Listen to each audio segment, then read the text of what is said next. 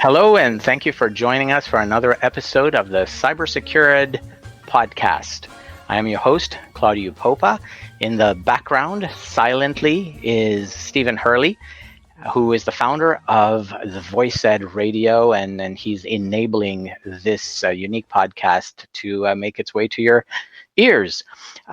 Special guest today is possibly the hardest working IT and privacy lawyer that I know, Paige Backman from Aird and Bearless in Toronto. She's here to share her views about privacy and technology and her own activities in trying to educate and share information about data protection, compliance, privacy law, and even cyberbullying with parents and teachers. Paige, welcome. Thank you very much for having me. And I don't know about being the hardest working lawyer, but everybody in this area certainly is working hard these days as the attacks and the security issues continue to mount. So I'm happy to be here, and thank you very much for inviting me on your show. Well, it's a pleasure having you. I wanted to hear about some of the work that you do or that you've done in the past with schools. I know that you've collaborated with law enforcement and you've spoken in front of classrooms, and you've really connected with students and children in general. Can you tell us a bit more about that? Sure. So there's some things in this area that I do for my job, and then there's some things I do for love. And working with the education system and going in to speak with schools or school boards is what I do for love. What I typically do is I've been asked to come in to speak to students or parents or teachers about the various cybersecurity risks generally. And we try to make it as practical as possible. I do, in some instances, also work with or have a representative from Toronto Police Services with me when we're talking, particularly when we're dealing with things like cyberbullying and some of the more criminal aspects of what can happen online. And I say I do it for love. It's certainly not a topic that brings a lot of joy, but it's something that we definitely need to tackle. I have two young children. I guess they're not so young anymore, but one's a teenager, one's 11, and I'm concerned. Aside from this being my profession, when I watch them, how they navigate the online environment. To be honest, when I started doing this, let's say 8 years ago, I was doing it in part because I was afraid that they wouldn't do it properly, or they would be subject to some significant issues online, and I wanted to do what I could to help them, and obviously then to help their friends and classmates, and then a broader audience, through the city, and then I also travel internationally to do these types of talks as well. That's awesome. So that leads into my next question, which is to say, what kind of impact has it, in fact, had on your boys? Because your children and their schoolmates have certainly gotten to know you and know that you're an expert. And I know that in the interest of full disclosure for our audience, you are the co-founder of the KnowledgeFlow Cybersafety Foundation, which we together started. And I think that's a fantastic construct, and we've built it in such a way as to be able to scale. And now with this new focus on distance learning, it works out very well. It's certainly been keeping me busy from the perspective of sharing information more broadly with audiences that are now more open to connecting remotely. But with respect to some of the work that I've been doing, I find that my kids are so aware and sharp and not overreacting, right? So they're able to strike a really good balance, and I'm quite proud of, actually, in trying to not be, fear-based, right? So they're able to identify risky situations. They're able to put up their hand and say, hey, this is on my screen. How do I deal with it? And in many cases, they are able to articulate some of these best practices to their classroom in a respectable and responsible way. What's been your experience? Oh well, it's learning. It's learning for both sides, both myself and for my sons. My older son is 13, and we introduced him to Instagram. I want to say about 6 months ago now or so, and I was pleasantly surprised. They do it without fear, but they do come to me when there are issues. For instance, as soon as my son set up his profile on Instagram, he got a number of requests from third parties. Most of them were completely inappropriate for a 13-year-old boy. But he came to me and he asked, what he should do with this. And so we walked through it with a little sense of humor, and of course a little bit of a mother reaction. Oh my God, what's going on there? But what I was most proud of is around that time, one of his friends was getting some inappropriate communications, and he came to me, and then his friend came to me about what he should be doing. I guess he wasn't entirely comfortable speaking with his parents about it. Ultimately he did, but it felt really good that they felt comfortable that they can come and talk about it, and we can deal with it in a reasonable manner. The goal is to be able to go through to work in this online community in a productive and positive manner, just like when we walk outside our house. How do you engage in the community in what let's call it the real world versus the virtual world? And this is just a different environment. So I want to make sure that they can do it well, that they're not afraid to ask questions. And so we're seeing definitely some positive signs. There have been some slip-ups, so I'm not going to say that either myself or my sons are perfect in this regard. But I think how we go through some of the more challenging situations, like when there's inappropriate communication, I think you also get their trust that you'll deal with it in a reasonable manner going forward, so they don't feel uncomfortable reaching out to you. And I did want to give another plug to our Cybersafety Foundation. It was a passion of both Claudio and of yours and mine, and how we can take our professional experience and use it. I'm not going to say for the greater good, but in an area where there's a lot of confusion and a lot of fear, how we can use what we know to try and help various segments of our society, including those in the education, the students and the teachers, as well as other more vulnerable people in society. So that has been a great pleasure of mine to be a part of. It's certainly been rewarding as far as I'm concerned. Again, the idea behind the KnowledgeFlow Foundation has been at least twofold. One is to bring certified or professional expertise to a marketplace which is replete with passionate people. And that passion sometimes translates into all sorts of storms on social media that we have seen, and we wanted to bring a little bit of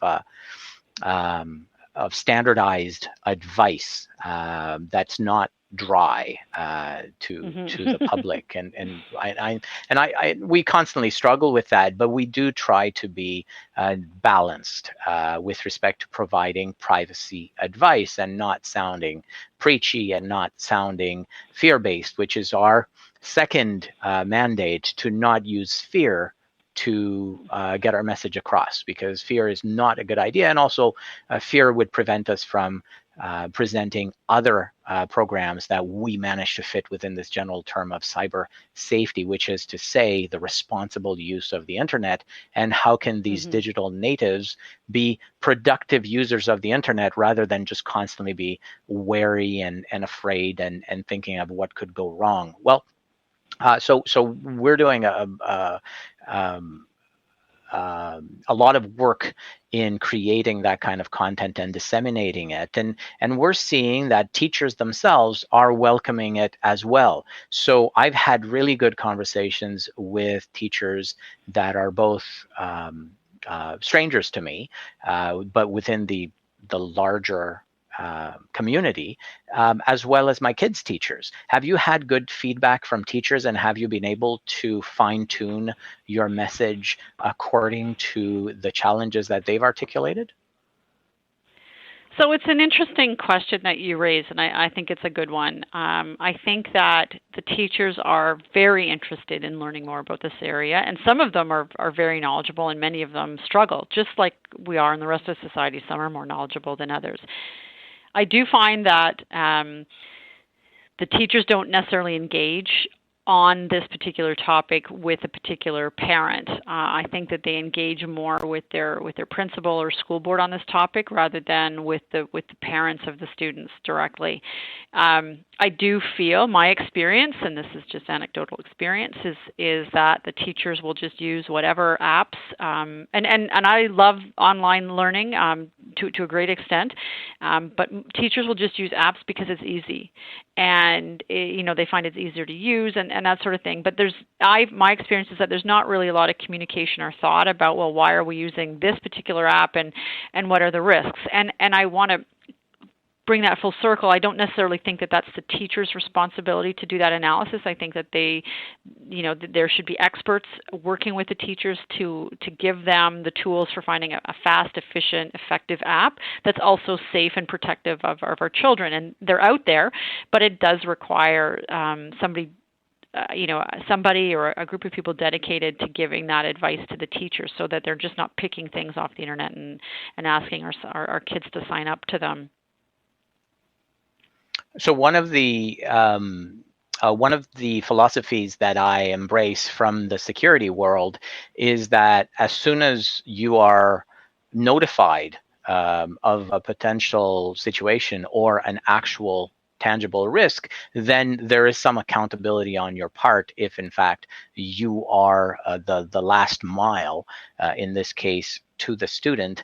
There is some accountability to be found in the activities of teachers. So if I were a teacher, for example, if I knew that there was a massive privacy or security concern with a tool, then I'd certainly raise the alarm, at least temporarily, with the powers that be, exactly as you said, with schools. Mm-hmm. But this is, of course, recognizing that mm-hmm. teachers have almost zero authority in approving and authorizing the use of these technologies. Yeah, I agree. I think that's right. I think now people are going to parents will raise issues with almost everything, and teachers have to sort of filter out what's real from what's just static noise. And in the area of privacy or security, they may or may not have the knowledge to assess whether something's a credible concern or not. And that's why I'm really hoping that there's a group of people or department that's put in place where they can just say, look, this question was raised. Have we looked at it? Is this a concern? Can I respond back? So they are the frontline workers in this. It is challenging for them at the best of times, I find. I certainly don't want to add to their list, but because they're the front lines, we're the ones that will be communicating with them directly. They do need to be able to raise this with someone, but they need to be able to raise it with someone who can give them an intelligent response rather than just simply, well, this is what we're doing, and just continue to use it. And I know one thing we want to talk about today is what's going on with Zoom. Zoom is an app that's used by millions, I'm going to guess, students right now. I know one of my children are using Zoom for their online education, and then they love it. And I'll say it's super easy to use. However, there was likely no thought about privacy or security, as what we're finding out is the privacy terms that have been historically used by Zoom are wanting, for lack of a stronger word. They are, that they feel like they can use their information, the person's information, for anything essentially that they want to do. They want to share it, they want to sell it, whatever it is, that they can do it. And then there's some security issues as well. Something like this should really be looked at, and we should feel comfortable that when our children are online, that someone's not going to hack in and start, tape recording or just recording the conversations that they're having on Zoom, and understanding what's happening with their information. Maybe in the end we don't care, and that's the choice, but someone needs to have that discussion and do the assessment, and I just don't feel like that's happened at all with Zoom. And Zoom offers a lot of free services, but I always say they say it's free, but it's not free. In fact, it can cost you more than money. So you use Zoom, but they collect a ton of information on you, and then what can they do with it? They commercialize it. They make money off of that. So don't think it's free. You're just paying differently, and oftentimes that payment can be far in excess of what you would pay or be willing to pay from a monetary perspective if they didn't undertake those practices. And further to what you just articulated, I don't actually see a difference in the use of that collected information between the paid and the free models. So as I'm noticing that more school districts in North America are adopting Zoom officially, and I'm assuming that they are paying for those pro plans, I am noticing no difference in the way that they articulate their use and their collection, use, and disposal of that information. So for the teachers and the parents who are listening, Zoom has kindly provided a children's privacy policy. So it's called Zoom for K-12 Schools and Districts Privacy Policy. And unfortunately, this privacy policy goes so far as to articulate or as to detail the categories of information that are being collected, which there's a lot, but it's not very specific. So for example, right on line 1, it says information commonly used for identification, such as a user's name and other similar identifiers. So, and then there's a bunch of other bullets beyond that, including location and school and behavioral information and teachers and so on. But it doesn't actually articulate how information is disposed of, or how long it's being kept, or how it's securely destroyed, or it actually does articulate the fact that they cannot answer questions from parents and students and users because they are subject to the contracts that they have with the school boards, and of course that reduces their exposure to the public. I don't know if that's even okay, especially insofar as they say that they are compliant with GDPR and CCPA and all local privacy legislation. So they do say that they are not able to respond to parental or student requests directly. What are your thoughts on that? I think it's awful. I think it's awful. The school boards are mandating that we use certain technologies, and that's, I understand that. But if we as a parent have, or just as an individual, you don't even have to be a parent, but if you've got questions about how your information or how the information on your child is being handled, you need to have that direct access to the company who knows the details. I haven't seen a privacy policy that says anything other than they comply with law, really. So, and that's great that there's a statement in there, but I want to know details. I want to know exactly how you comply with law. For instance, many privacy policies will go into great detail about the information that they collect on you, and that gives you this warm, fuzzy feeling that they're being transparent. But then they also go through how they're disclosing that information. And generally speaking, if you disclose the information in a way that people will understand and you consent to it, then they're good to go. But here's the concern. Who's really consenting to that? And do people feel like they can opt out of some of those information sharing practices? So they may list all the information they collect and the third parties to whom they disclose it, and it may be just for advertising purposes or for behavioral marketing purposes or whatever it is. Do you really have the ability? 1, do you read through it? 2, do you understand it? And 3, do you feel like you have the ability to opt out of that? And the answer to that is usually no on 1 or all 3 of those categories. You need to be able to say, no, I don't want my information shared, and that has to be done at an individual basis, not on a board, a TDSB or a school board basis. It has to be me as a parent or as the individual saying, this is what I'm comfortable with, and if you're more comfortable with something else, fantastic, go your way, but for me, this is what I want to see for myself or my children. That absolutely should be one-on-one, and the fact that you're not able to do that would drive me crazy if I had to deal with that as a parent. So for the parents and the teachers who do have some autonomy as far as using a tool that is treating their information responsibly or is transparent enough to allow people to understand what liberties are being taken with their information, and talking about the control that users might have. Do you have any recommendations as far as any tools that you have used in the past or have seen being implemented more responsibly?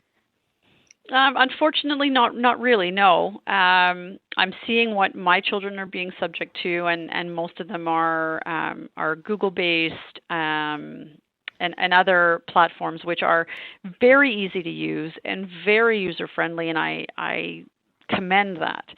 But they're also businesses that have not necessarily dealt with privacy or security as a front line. So my experience, unfortunately, has been that there's a lot of good user experience, and I understand why they use that. But from a privacy perspective or security perspective, I really haven't seen a lot of good products on the line. Now, there are some that I know of, but I haven't seen in action. So I know that clients or companies such as Nelson Education, they put a pretty big emphasis on privacy and security in their online products. So those I know they've got privacy as a front line, but unfortunately I haven't, as a parent, had to have that interface to know from a very user perspective. And I second that. I think Nelson has produced a really good ed tech tool, and I hope that they're seeing some success with it in this new distance learning climate. Mm-hmm. In particular, because they are trying to close the environment as much as possible using a hardened platform, and people should look into it. The Nelson platform for education, which is called Edwin, is actually an excellent tool. There's two tools that I can mention which I came across, and I think they're great. One of them was introduced to me by our great friend and your colleague, Don Johnston at Airden Bearless. So props to him for introducing whereby.com. Have you heard of it? No, what is it about? So Whereby is a tool like Zoom. It's actually even easier to use. They're completely transparent about their compliance. They're actually compliant with GDPR, which is a big thing. It's free for personal use up to 4 people, and as far as we can tell, it's extremely secure. And in particular because they really articulate the fact, they make it clear that they do not want to collect information. So it's essentially the way I implement products. They say, okay, just keep your information. I barely want to know that I'm talking to someone, and if you can, use a nickname. That's kind of how we hold our seminars at KnowledgeFlow. Anyway, we allow kids to pick their own superhero names instead of giving out, just to sensitize them about the importance of their own identities. But whereby.com, which is spelled just like that, is a very neat platform that you should check out. The other one was introduced to me today by Bruce Schneier, who's a cybersecurity expert, and he mentioned it in his blog post earlier today, and it's called Jitsi, JITSI. .org. And so Jitsi.org is an open source video conferencing platform that I haven't had a chance to try out yet. But his focus on privacy and security is well known, and I'm looking forward. In fact, it's on my screen, and I will try it imminently. So you've got two options there, especially for public use, for individual use, and for education use. For corporate use, I stick with the corporate behemoths. So the Cisco tools, the WebEx tools are great, especially insofar as you know that the big bucks that you're paying as a corporation are going straight to the provisioning of that platform, and there isn't a monetization model in the background that sells your behavioral activity online.